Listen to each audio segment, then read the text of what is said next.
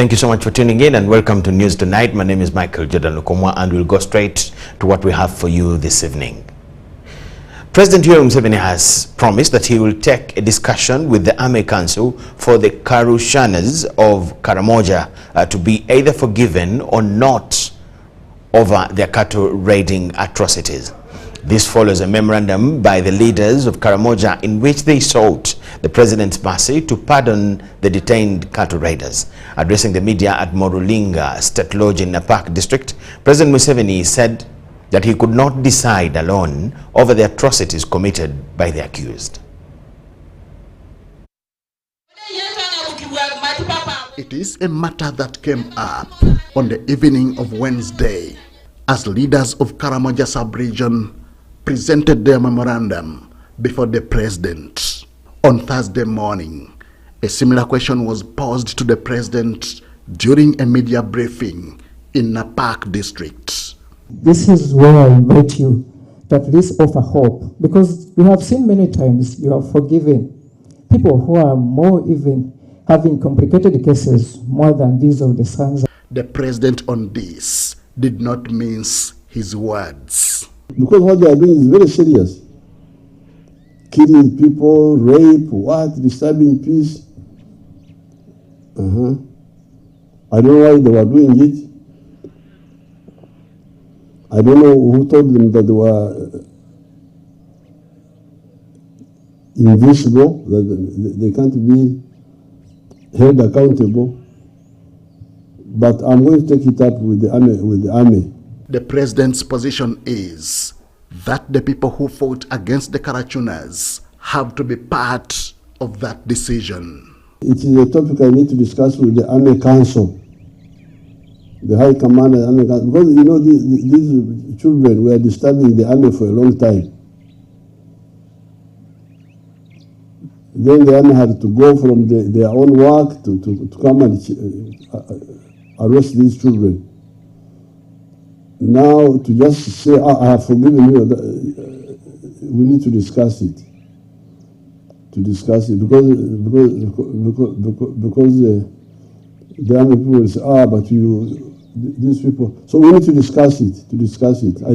He also took time to explain why the ban against the Turkana over the killing of geologists still stands. Karawa is only for blood, for death. Otherwise, if it is another wrong, I insulted you, I did that, it's another way. It's not Karawa. So I am waiting for that process, otherwise the Turkanas will not come here. Have you seen them? Have they come back quietly?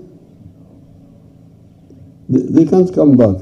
Museveni also took time to highlight the role that agricultural researchers and scientists are playing in the successes of the Parish Development Model Program. Where we have moved, Soroti, Bukedi, we have seen the successes of PDM, including here where we are. My question is that at what point are we going to bring agricultural scientists and researchers to be part of the program? The planting material that is being planted is developed by our scientists. If you take coffee is being developed by our scientists at Tuza. If you take tea is being developed by our scientists somewhere. Bananas, Kawanda. Namulenge.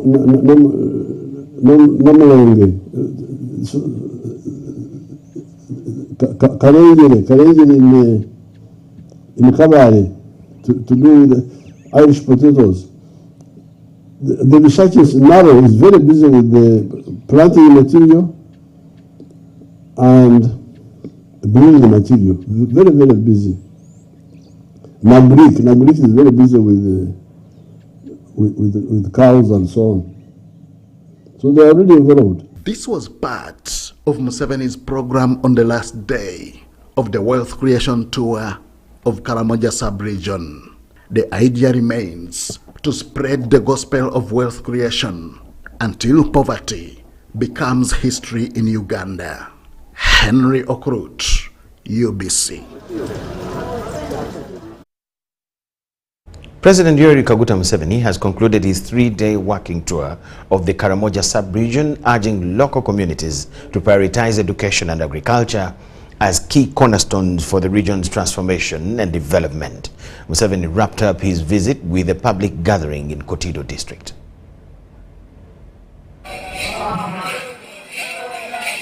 Members of the general public gathered in Kotido district on Thursday for the Wealth Creation Sub-Region public rally. We thank you very, very much for nominating the committee led by the Vice President, Helen Seku, the Secretary General, Richard Todong, Honorable Dennis Obua, Madame Jane Bariche, and myself. We are grateful that we have moved and we are finishing Karamoja, which makes the 6 zones that we have done, and from here we are heading to Sebe. The rally, convened by the President of Uganda, Yoweri Kaguta Museveni, was graced by, among others, Vice President retired Major Jessica Alupo and members of the cabinet, including several prominent ministers. We have sunk billions of shillings in Kotido, but as we speak, every year the people of Kotido go to Agago, they go to Teso to look for water. Your Excellency, I have already invited you to speak in Karamoja, but I know that you are still listening. Let us welcome His Excellency the President to address us. I thank God for the work He has enabled NRM to do in Uganda, including Karamoja. In the 1996 elections, when I would be campaigning, you would get huge crowds in southern Uganda, Buganda, western, huge crowds. In Karamoja, they were supporting NRM 100%, but the people were few. When I would stand like this, there would be like 10 people deep. Now, these days, now that I have come, it is as if I am in western Uganda or Buganda or the heavily populated parts of Uganda. The rally attracted communities from all the 9 districts of Karamoja sub-region, including Kotido, Moroto, Abim, Amdat, Nakapiripirit, and others. Having kicked off the sub-region tour on Tuesday this week, the President has been in the area to mobilize communities against poverty. In all these years, we emphasize 2 words: wealth and jobs. In the case of Karamoja, you need health. And that's why we started with immunization. In a brief and interpreted address to the people of Karamoja, the President reiterated that Karamoja must tackle the burden of water scarcity alongside providing free and affordable education. After peace and health, what Karamoja and other parts of the cattle corridor needed most. I'm therefore very sorry to hear that some of the dams were sunk and don't have water. After you get water, then the next is education. And you know, our plan on education was free education for primary, secondary, and technical. Museveni further noted that although other sectors of the economy, such as tourism, technology, and industrialization, are welcome in Karamoja's development, agriculture remains crucial as the foundation of the region's growth. Factories are now coming to Karamoja. Factories are very good for Uganda, but I emphasize agriculture because this is where everybody can go. I want the Karamojong to sell milk to the workers there. I don't want the workers in the factory to drink the milk from Rwaktura. Those who want to eat pigs, they should eat your pigs. The Kotido public rally marks the conclusion of the 3-day wealth creation tour of His Excellency President Yoweri Kaguta Museveni in the Karamoja sub-region. The President now takes a brief respite before his upcoming tour of the Sebe sub-region, expected early next week.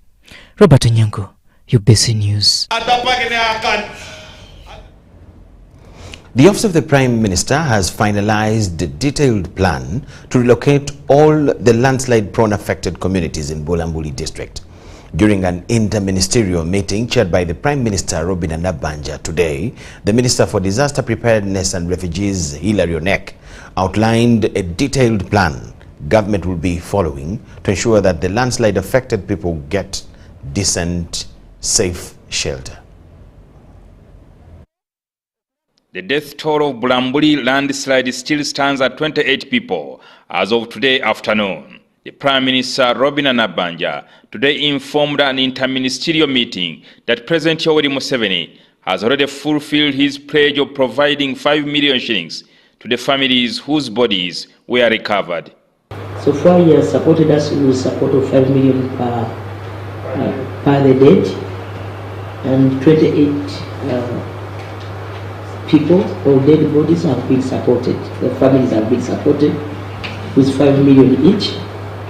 And also we were told, or the record we had was like 23 people were injured, and he has also supported them with 1 million each. So I want to thank the President for his use of support. During the meeting at her office in Kampala, the Minister for Disaster Preparedness and Refugees, Engineer Hilary Onek, outlined a detailed plan government will be following to ensure that the landslide affected people get decent and safer shelter.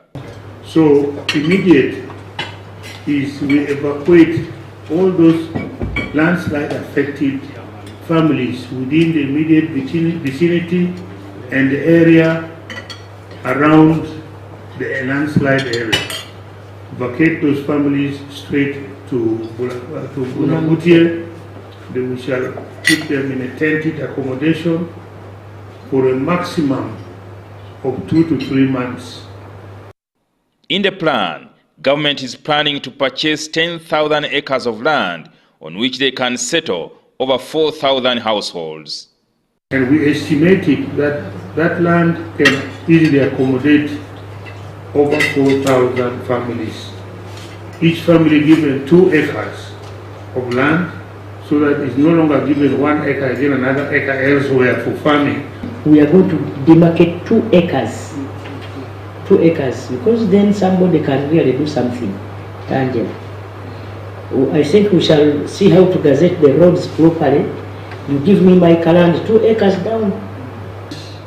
Amount per household. Each household should be provided with a settlement package worth 10 million to cover initial relocation costs, logistics, and support help families establish their new homes and livelihoods.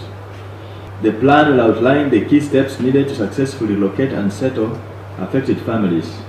It will focus on safety, community involvement, and sustainability, ensuring that the displaced population receive the necessary support to rebuild their lives. The plan will also emphasize immediate relief efforts, long-term development, and careful land management.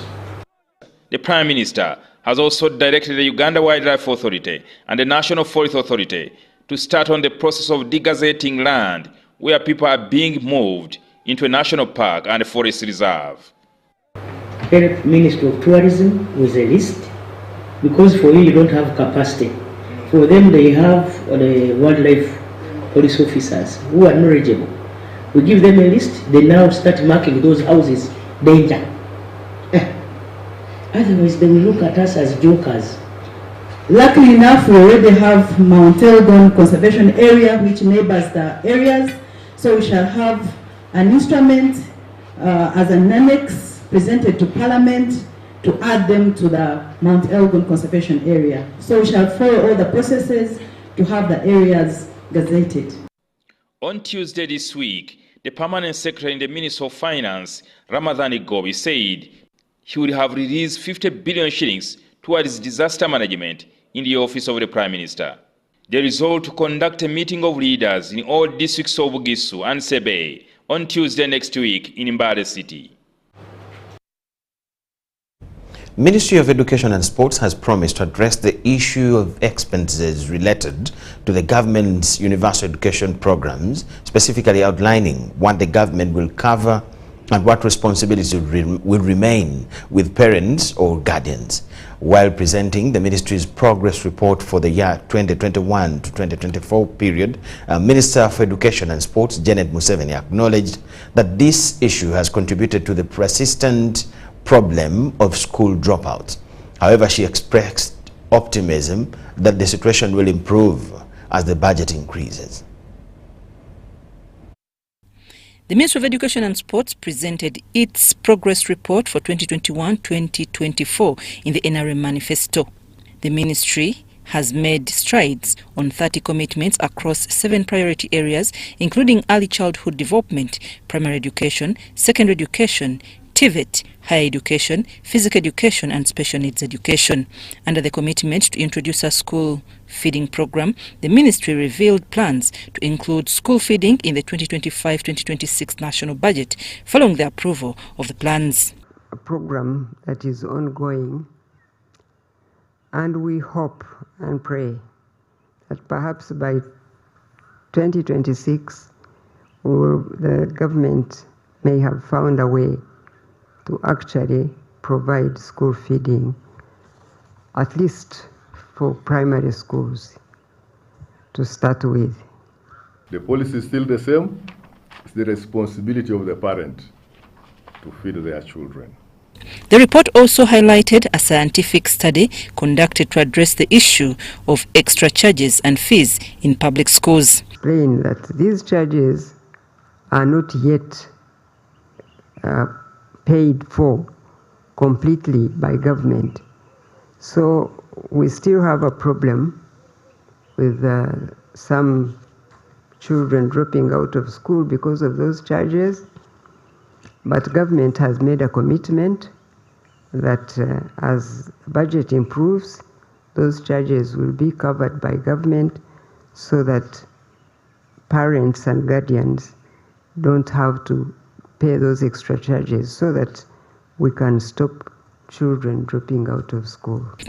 The government committed to constructing 258 new secondary schools in sub-counties without a public secondary school. According to the progress report, 114 seed secondary schools have already been constructed, and the remaining 144 are expected to be completed by June 2025.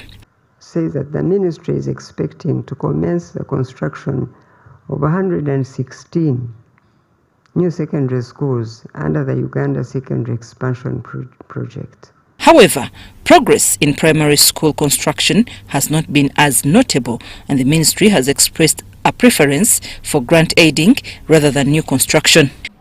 Currently considering an existing school, which may be a community school, and then government takes over. Government grant aids it. The ministry has also relaxed entry criteria into TVET by removing the requirement for a pass in English and mathematics at P7 for entry into technical schools. Of mathematics and physics is mainly for the artisans and craftsmen, people at the entry level. And we have many of these. And have as many of our Ugandan young people have the skills that we actually require. Although it's not yet institutionalized, but even what is being done under the presidential initiative, the trainings that are going on are part and parcel of education provision. According to a scientific observation by the Manifesto Unit in the Office of the President, the Ministry of Education scored 90% in performance, a significant increase from 64% previously. The new curriculum is still giving mixed reactions to both our parents and more so within the private schools. It's an area which needs to be addressed. I'm Nafka Farida and Dan Lukomwa in Kampala. The Inspector General of Police, Abbas Byakagaba, has urged the newly promoted senior police officers to the rank of Assistant Inspector General of Police to provide required stewardship while executing their mandates. While pipping these 12 officers at police headquarters in Naguru, Byakagaba emphasized the commitment of improving officers' welfare.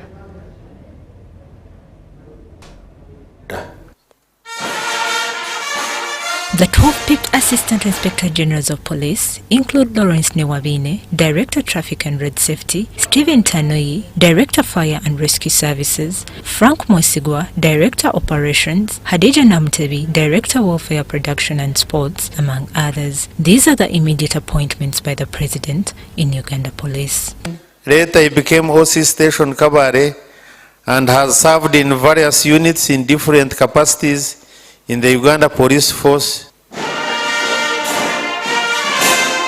The Inspector General of Police, Abbas Byakagaba, implored these decorated officers to offer good stewardship to their subordinates. All the time, 24/7, we must keep remembering there are people behind and below us whose responsibility we have to ensure that, one, they are well focused to what we want to achieve, to ensure that their welfare is being looked into, to ensure that they are ready for what we want them to do. These officers hold management positions and are tasked with the responsibility of improving officers' welfare. Our subordinates want to see improved welfare. We also want to see improved discipline, and we want to see enforcement in performance management. And once we combine both the outward and the inward expectations, I believe the visions we aspire will be achieved. And that is a professional, pro-people-centered police for a safe society. Promoted senior officers applaud the President for appointment and commit to serving to the expectations. We wish to pledge our full dedication and commitment to serve and deliver the mandate and the task given to us to the best of our ability. This is one of the largest cohort of promotion in the police management, and it has covered the vacuum which was created after the retirement of senior officers. Patricia Nandago and Abdul Nasir Luwama for UBC. The Public Accounts Committee that is in Parliament, Central, has expressed dissatisfaction over the recurring issue of some government entities failing to appear before the Committee for Accountability.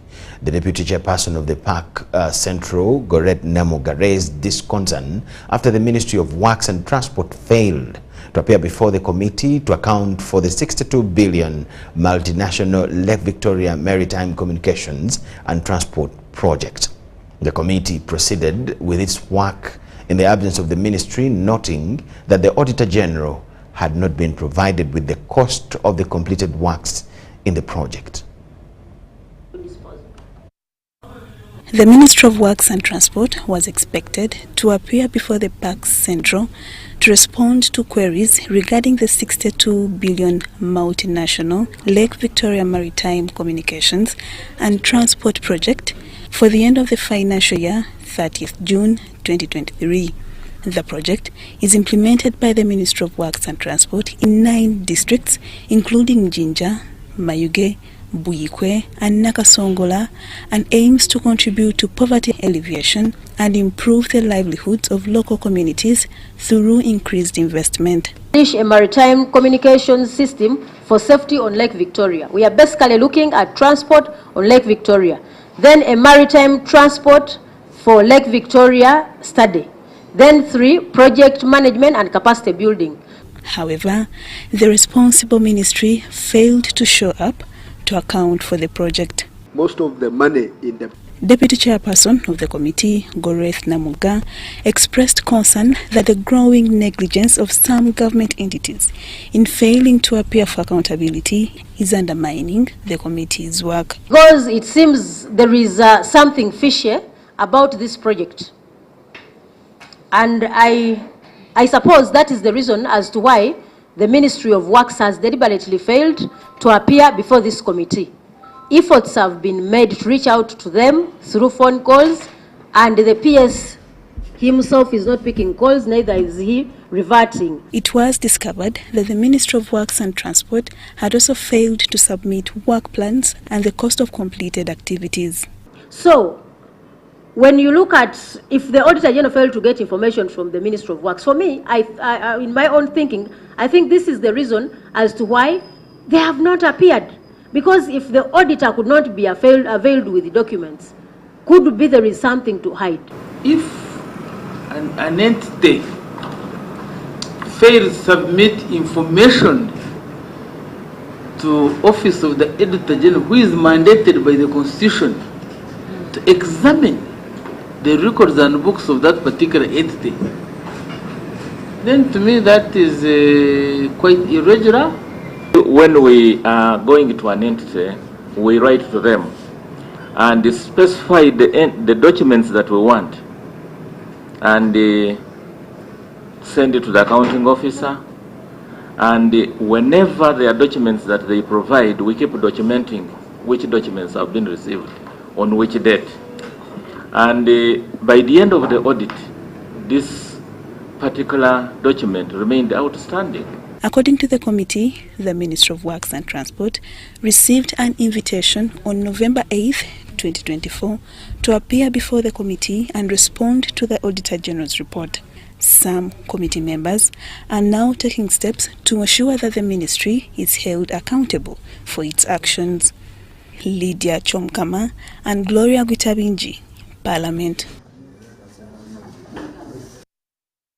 Leaders of the Uganda Technical and Vocational Trainers Union are dissatisfied with the TVET Bill 2024, citing that it indicates no representation at all levels of the union. These have threatened that if the president assents to the bill into law, every Ugandan should be ready to succumb to its negative effects.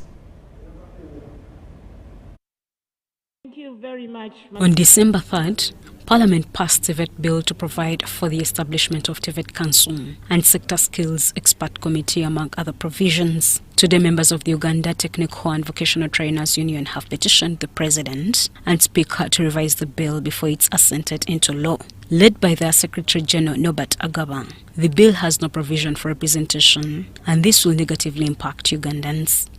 We are only requesting the President, before he signs it into an Act of Parliament, to look into some particular sections that we have highlighted in our issues paper that we have also attached on our letter. We have highlighted the functions of the TVET Council. They are trying to bring the training of the trainers into the public sector, and we understand our system, our economic systems. If you give the mandate to the private providers to train the trainers who will come and train your people in your government established institutions, one, you will be undermining the trainers. They propose that trainers should be recruited by the Public Service Commission or TVET Council. Not having the chief trainers and principals recruited by this body, then trainers recruited by the councils and boards of governors. So if they cannot put it under the Public Service Commission, let it be under the TVET Council. They create a body specially mandated to recruit TVET trainers, but not meandering responsibilities. That the union was not even given an opportunity to put forward their views. For us, as the 40 unions who represent workers of this country, we thought that it was very important for this committee of Parliament, which is specifically handling issues to do with education, to give us an opportunity like other committees have done. Also, the 10% tax levied is a burden, which they think should be scrapped off. Then you are impoverishing these institutions, because we believe that when they train with production, they are mandated to get some little money that will facilitate the daily activities of running these institutions. They appeal to President Museveni to let the bill be revised before assented into law. Shaidat Nasaku. Joint military effort by the Uganda People's Defense Forces and the Armed Forces of the Democratic Republic of Congo (FARDC) is yielding positive results in rescuing civilians from the Allied Democratic Forces, also known as the ADF. This collaborative effort codenamed Operation Shujaa, has successfully rescued a number of women and children, demonstrating its effectiveness in combating the ADF's atrocities in the DRC.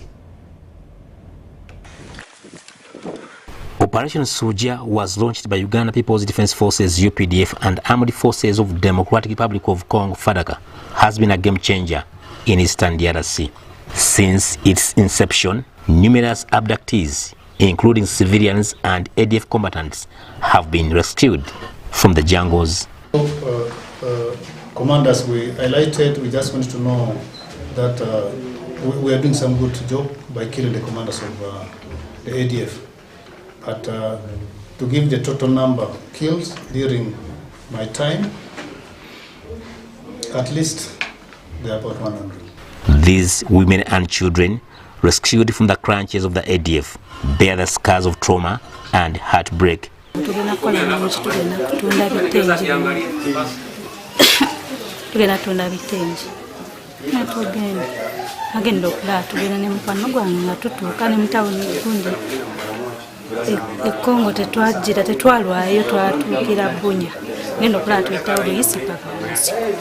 Having endured years of captivity in the jungles, their stories are haunted by pain and struggle.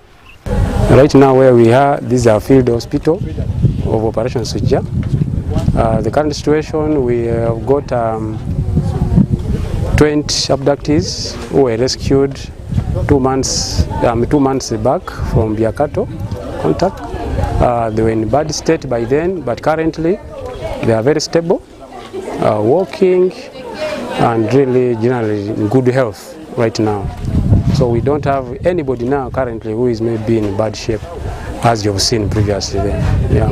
Operation Shujaa has focused on protecting women and children who are often the most vulnerable in such conflicts. Because you know, when they throw fragments, can get both of them any. But sometimes you can get, like this time, we had children more injured than the adults. This time, the last contact we had from Biakato, yeah, and the adults, I think most of them died, but the young children got really serious injury in the previous one. The UPDF has airlifted many of them to Mohoti Military Hospital for further management and treatment under the care of Dr. Daniel Okero, the Mountain Division medical doctor. They have disabilities basically, and 2 are the ones who have worst. One lost a limb, and then one lost the arm, of which we are planning to get the artificial limb and artificial arm. The others, just physiotherapy, they will get better with the time. It will take time. It won't take this short time, because I've been with them for 2 months and they are showing good prognosis. So disability basically is going to be on those 2. Haruna Mtesasira, UBC News. We thank you so much for watching. Let's take a short break. It's News Tonight.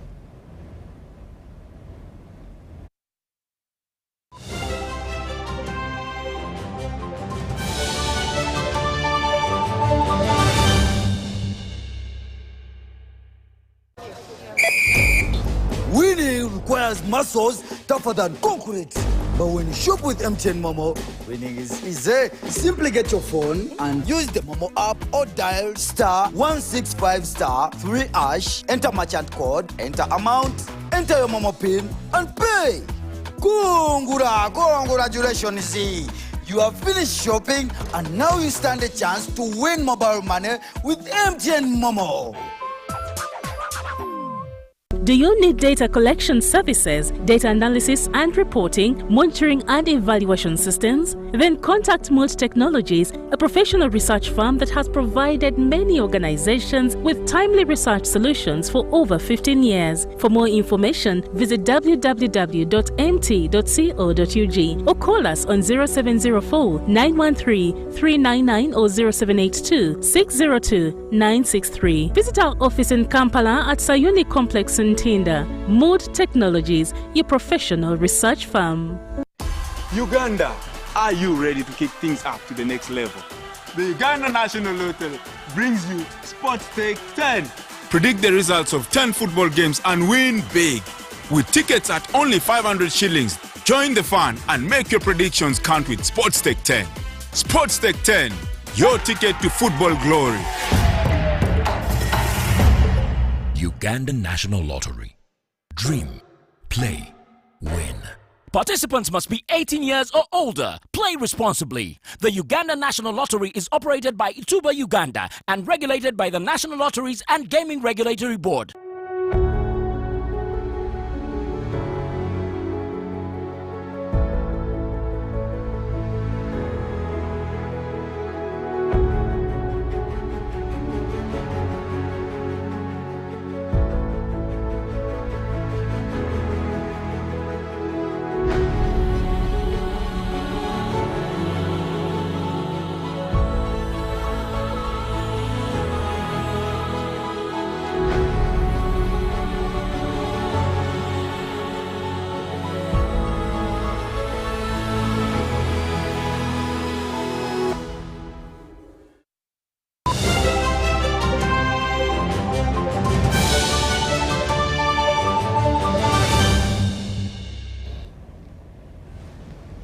Welcome back from the break and thank you so much for watching. Uganda and Turkey are strengthening the defense cooperation. Uganda and Turkey are strengthening the defense cooperation with a focus on expanding collaboration within the defense industry. This was highlighted during the 4th Uganda-Turkey Defense Industries Cooperation meeting held at the National Enterprise Corporation headquarters in Kampala. The meeting follows the 2016 signing of a cooperation agreement on defense industries and marks another significant step in the growing partnership between Uganda's Ministry of Defense and the Uganda People's Defense Forces and the Turkey Lieutenant James Mugira, the managing director of the NEC, emphasized the importance of this collaboration, noting that the progress made since the establishment of the commission is tremendous. The defense cooperation between Uganda and Turkey is regarded as unique. Lieutenant General Mugira noted that Uganda's agreement with Turkey is the only one of its kind. This meeting here is the 4th Uganda-Turkey Defense Industries Cooperation meeting, and it is pursuant to the agreement on cooperation in defense industries that was signed on the 1st of June 2016. I don't have to overemphasize the importance of cooperation, especially in the area of defense, between our two sister countries. This is real strategic cooperation, and it's aimed at enhancing the defense relationship between our two countries. Gökhan Uçer, head of the Turkish delegation and deputy secretary of the Secretariat of Defense Industries, reaffirmed Turkey's commitment to furthering cooperation with Uganda. He emphasized that Turkey is giving great importance to the African continent and believes Uganda is one of the key players. As Turkey, we are giving great importance to the Africa continent, and we believe Uganda is one of the main players. It's a very important country, and we feel Uganda is a friendly country. I believe that with the determination of senior management officials and the establishment of a communication and consultation environment at all levels will carry our relations to a better level. Uçer highlighted the potential for mutual growth through the integration of advanced technologies such as automated biometric systems and smart physical projects, which he sees as significant opportunities for both nations. The coming trade will be beneficial to both nations. That should be a win-win situation, and we are 100% as the government open for technology transfer, for cooperation, for collaboration, for the production in Uganda, for the maintenance capabilities in Uganda. The meeting was attended by key officials, including Major General Sabit Muzey, General Manager of Ruwero Industries, Brigadier General Charles Bakahumura, Uganda's defense attaché to Turkey, and other senior UPDF officers. Turkey's delegation included representatives from the Turkish Defense Industry Agency. Mutonyi Hilda, UBC. State Minister for Higher Education, Dr. Chrysostom Muyingo, has commended ISBAT University for prioritizing technology-based studies. Muyingo was presiding over the 17th ISBAT University graduation and reiterated on the government efforts on supporting private education institutions. On the same graduation, UBC's Managing Director, Winston Agaba, also graduated with a master's degree in business administration. At least 500 have graduated in different disciplines at the 17th graduation of ISBAT University. And present the graduates of Faculty of Business and Commerce of ISBAT University as per the order of proceedings. The State Minister for Higher Education, Dr. John Chrysostom Muyingo, presided over the graduation and expressed government commitment towards supporting private institutions. As a government, we understand the critical and crucial role higher education plays in shaping the future of the young people of this nation and beyond. It's not just about earning a degree or acquiring knowledge. It's about developing the skills to think critically, to innovate, and to contribute meaningfully to the world around us. Muyingo commended ISBAT University for prioritizing technology studies and fostering international collaboration which align with government's digital transformation goals. Universities like ISBAT that have adopted new technological advancement and innovated the blended learning platform are significantly contributing to the realization of the NRM government's policy of skilling all Ugandans, especially the young people, to effectively create jobs and combat criminality in our communities. ISBAT University's management expressed concerns about double taxation on educational materials. The appeal to the government is to give tax incentives so that universities will come and invest more qualitatively so that you admit students from other countries as well. Among the distinguished graduates was Winston Agaba, the Managing Director of the Uganda Broadcasting Corporation UBC, who earned a master's degree in business administration. We must always sharpen ourselves in all areas. There is no end to learning, and we must broaden our knowledge in all areas. And I believe that with these new skills from ISBAT University, I can only become a better manager, I can only become better at everything that I do. Agaba encouraged younger professionals to prioritize continuous learning through on-the-job training and advanced academic pursuits. It's also a choice to sacrifice. What sacrifices are you ready to give to prepare for a better tomorrow? So everyone out there, it's never too late. You have a certificate, come on, go on, get a diploma, get a degree, get a master's, get another master's, get a PhD, become a professor. Why not? The journey is there for all of us to try. Try and fail, don't fail to try. ISBAT University aims to expand its regional footprint by partnering with neighboring countries and leveraging technology to offer online and distance learning programs. Abdunasir Lobama for UBC. National Water and Sewerage Corporation has partnered with the Ministry of Education to implement a crucial sewer line project at Kyambogo Hill. This collaboration aims to establish a sustainable sewerage system for the new Ministry of Education complex and its associated institutions, enhancing sanitation and environmental management in the area.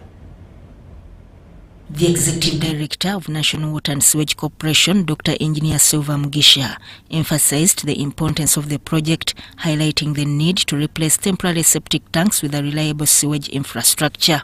One of the challenges we have as a nation is disposal of waste.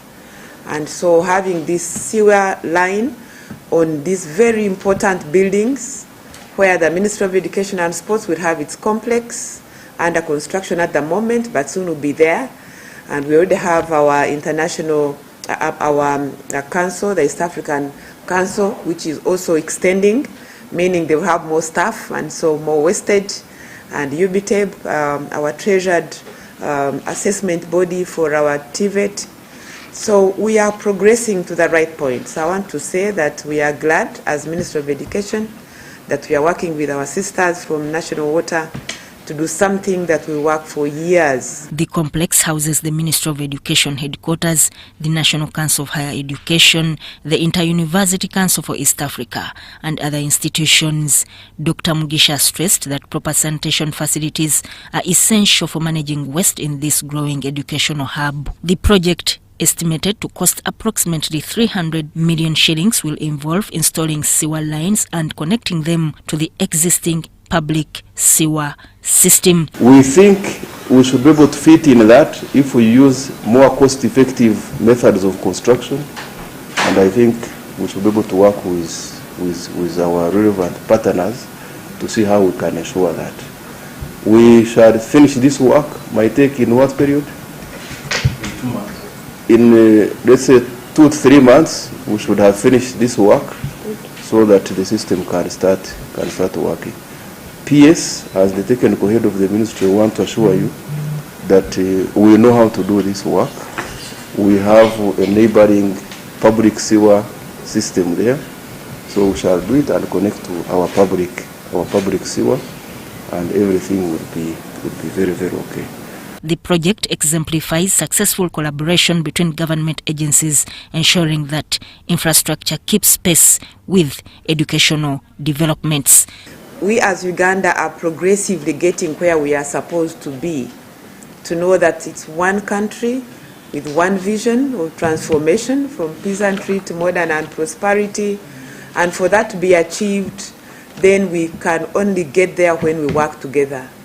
So I want to appreciate the National Water and Sewage Corporation for guiding us in the process to come to this point, and now for signing up to say, yes, we are committed to see that we come to the very end.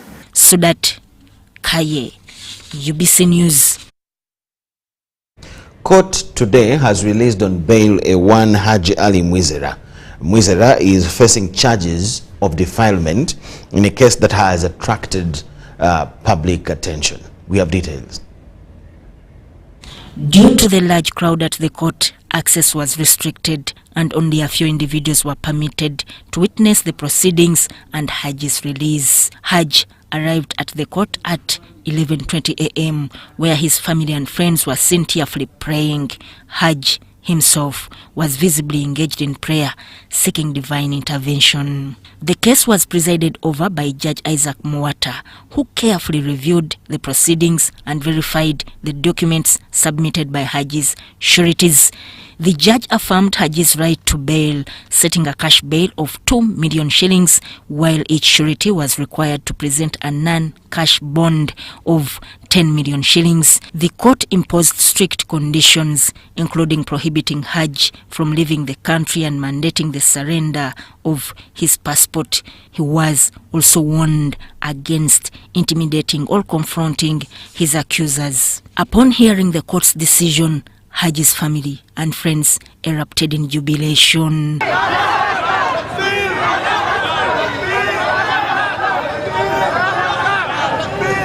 Overwhelmed with emotion, Haj burst into tears, raising his hands in gratitude to God. Haj's legal team, led by Haj Muhammad Nsereko and Robert Bautu, explained how they had handled the case and expressed appreciation to all who contributed to securing Haj's release, including the judiciary. Team yaba council bonna ababaddewo n'okwebaza Allah subhanahu wa ta'ala atusobosezza okutuuka ku kino ekyokulaba nti Haji ajja kuwozesebwa naye ng'ava bweru. Kino tekitegeeza nti Haji omusango gumugiddwako, naye twasaba yeeyimirirwe agende alabirire famire ye. Haji Nsereko emphasized the importance of standing together in the fight for justice, particularly for men who may be unfairly accused or oppressed. Tearfully, Haj Mwizera's mother expressed her deep gratitude to God for saving her son from imprisonment and thanked everyone who supported them throughout his ordeal. Mwebale nnyo mwebalire ddala kuba mutambudde naffe mu buli mbeera yonna. Neebaza abaana bange nga bakulembeddwa Hajati Zafarani Semambo, bakulembeddwa Janati ne mukulu waabwe. Emotionally moved, Haji thanked his legal team and all those who stood by him, especially his mother, for her unwavering support. Nebaza mama wange. Mama ono yankabyanga amaziga buli lwe najjanga mu kkooti.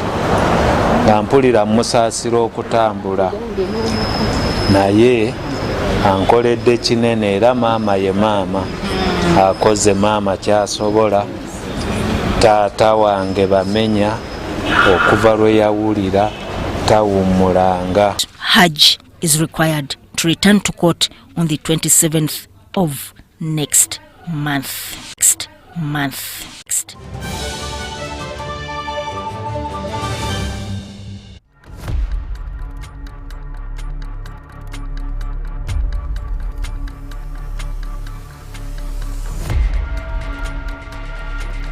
Uncle Mo, Asivi koja tukwasa. Vayo na wasajja batusonyiye. Chikakasi. Vayo. Government has done it. Uganda Revenue Authority has taken you off the burden of paying interests and penalties. All you have to do is to pay your outstanding principal tax to benefit from the waiver of interests and penalties that runs till the end of December 2024. Call us on our toll-free line or email services@ura.go.ug. Uganda Revenue Authority. Developing Uganda together. Step into a world of excellence, comfort, and pride with Royal Foam Furniture, crafted to perfection right here in Uganda. We bring you state-of-the-art living room furniture and bedding products at affordable prices. Our wide variety of mattresses include orthopedic, pillow top, spring mattresses suitable for institutions like hotels, and many others for home comfort. With every piece telling a story of royal excellence, our products are built with the highest quality materials made to last. Experience royalty with Royal Foam Furniture, proudly made in Uganda, so buy Uganda and build Uganda. Visit our showrooms at Ginger Road, Kyambogo Junction, Bukota Chisasi Road, and on Victoria Mall, Entebbe, on the first floor. Do you need data collection services, data analysis and reporting, monitoring and evaluation systems? Then contact Multi Technologies, a professional research firm that has provided many organizations with timely research solutions for over 15 years. For more information, visit www.mt.co.ug or call us on 0704 913 399 or 0782 602 963. Visit our office in Kampala at Sayuni Complex in Tinda. Multi Technologies, your professional research firm. You used to tell me that I don't make you happy. All that time you would be complaining. I'll call you every day, yeah yo, baby don't know. You can now get all the Chibuzi out with MTN voice bundles. Call all networks Kubei Dondoro. Buy a 25-minute voice bundle for only 1,000 or buy any daily voice bundle of your choice. Dial *100 *21# and select daily or use the My MTN app. When we talk together, we are unstoppable.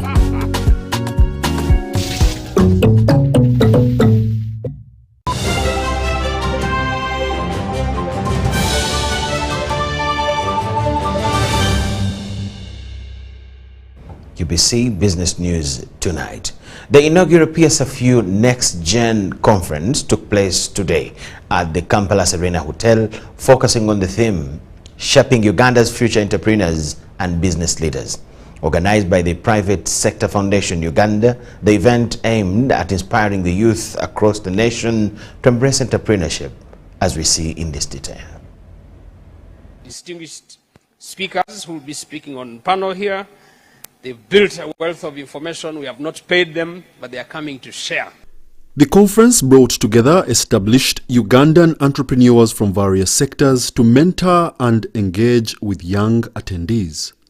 Keynote speaker Vusi Thembekwayo, a prominent South African entrepreneur and venture capitalist, highlighted the immense potential within Uganda's youthful population He emphasized that youth are increasingly taking on entrepreneurial roles, outpacing older generations. This should be liberating, especially to those of us in the room who are older. In other words, it's not too late to start. That urge that you're feeling to get into business is necessary and natural. In fact, the latest literature now released says that the average age of a startup founder in the world today is not this person was sold in movies. It's actually well over the age of 40 years old. Think about what I just said to you. Because the narrative we see every day is, businesses started predominantly by these young people in their 20s, and that is true. But the average age is above 40. With Uganda's startup market growing from $11,000 in 2020 to $25,000 in 2022. Private Sector Foundation Uganda plans to establish a mentorship program pairing industry leaders with a cohort of youth to foster their business acumen. Uganda is the most entrepreneurial country in the world, I believe, and we also have the youngest population. So we have two great assets. And every successful entrepreneur knows that you have to have good mentorship. And so that's what we looked at. When we looked at this, we said, what we need is to have a one-day mentorship event. The event also addressed critical questions regarding opportunities for young people in government-focused sectors and strategies for enhancing participation in continental trade. With Uganda's population comprising over 70% youth, the conference marked a significant step towards harnessing this demographic for economic growth and innovation. Wadulo Arnold Mark, UBC News in Kampala. Moneylenders from across Uganda gathered today at Kingdom, Kampala, under the Moneylenders Association of Uganda to express their concerns regarding the recent government directive capping interest rates on loans at 2.8 per month. This measure, enacted to protect borrowers, has sparked significant backlash from licensed lenders who argue that it threatens their operations. We're wondering why moneylenders are being capped at 2.8%. Jonan Kandwanaho, the chairperson of Uganda Moneylenders Association, emphasized that the cap disproportionately affects licensed lenders, while unlicensed and unscrupulous operators continue to exploit borrowers with exorbitant rates. But also too, I'd like to interest ourselves in the informal lenders. We have over 60,000 informal lenders. And there has been a drive by our regulator, which is UMRA, to get them on board. But now capping the interest rate has actually, taken us 3 strides back. What we have decided to do is to write to the Attorney General and the respective offices, because with all court processes, there is always mediation. We want to sit down with them and ascertain what was the basis of arriving at this particular interest rate. Is it fair to the money lenders? Because they have operational costs, they have cost of capital, which is very high, because surprisingly all the lenders are borrowing from the banks. The association is committed to promoting responsible lending and urged the government to consider the impact of its regulations on licensed money lenders, who play a crucial role in providing financial services to underserved communities in Uganda. Because the regulator who is regulating us, they have about 35 staff. You're regulating over 1,800 people. Some of them are up country. So how do you raise such an industry? Now, in the event that the 60,000 lenders all transition to formal registered lenders, what then befalls the industry? The regulator's hands are tied. The Uganda Moneylenders Association was established in 2019 to advocate for ethical lending practices and works closely with the Uganda Microfinance Regulatory Authority to ensure compliance within the sector. Wadulo Arnold Mark, UBC News in Kampala.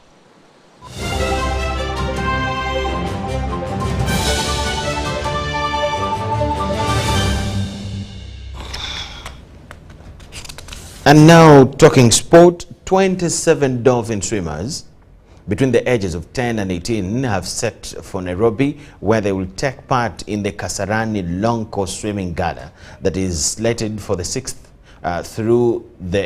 to the 8th of December 2024. As the name states, This event will have majority long course races in all swimming strokes, and the few short course races will be non-graded.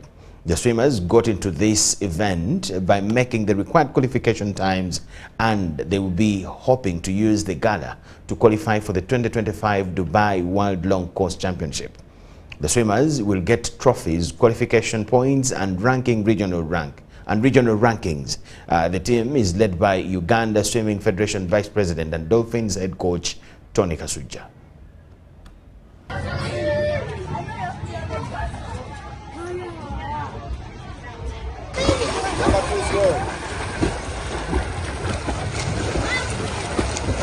We are going this weekend to participate in a variety of events, but it's a long course event which the course is twice this pool, and we are giving our swimmers an opportunity to go and see what they can do. We expect a lot of performance, but one of our major goals is to qualify for the national championship in Dubai, which will be next year in February. So most of our athletes are looking out for it. We expect to have very good performances, but also we expect to give a very big challenge to the hosts. We are taking a contingent of about 30 swimmers, and they'll be participating in different events. We'll be having about 26 relays that we'll be participating in, and we'll have close to 200 individual events. That is in sum. However, our main target is basically competition, and some of those events we have a goal which we have to achieve, especially our best events. We want to be able to win and qualify for the Dubai Championship. But even where we are not winning, we want to create a very big challenge and see what we can do, but also use them as a recovery for the swimmers, because the main target is also having a feel of the long course. So the more events we do in a long course, it gives us more confidence to even perform better when we go to Dubai.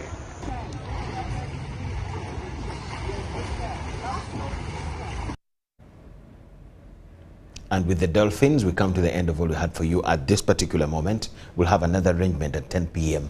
as usual. Thank you so much for watching. My name is Michael Jordan Lukomwa. Let's catch you then. Bye-bye for now.